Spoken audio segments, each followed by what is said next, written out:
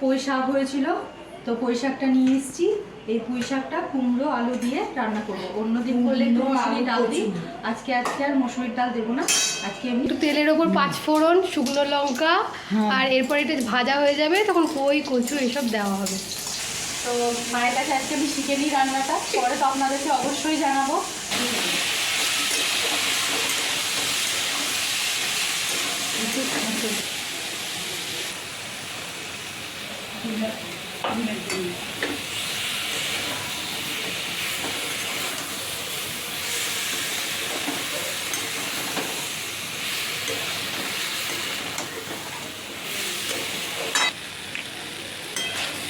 কুমড়োটা ভালোভাবে মশলা দিয়েছি, যে মশলাটা আমরা দৈনিক কাজে ব্যবহার করি, আদা রসুন জিরে, সেটাই দিয়েছি, আর বেশি কিছু দিইনি।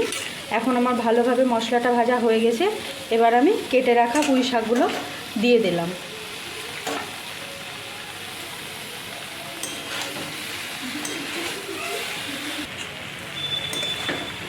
এখানে আমি ভালোভাবে সবজির সাথে পুঁই শাকগুলোকে মিশিয়ে নিয়েছি।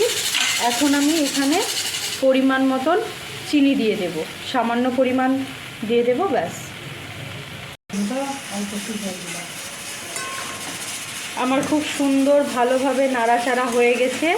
এখন আমি পরিমাণ মতন জল দিয়ে দেব।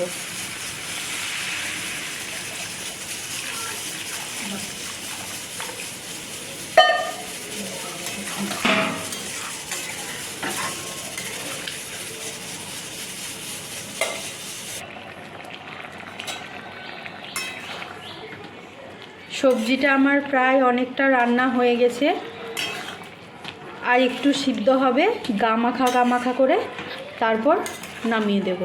এই জলটা পুরোটা শুকিয়ে যাওয়া একটু অপেক্ষা করি।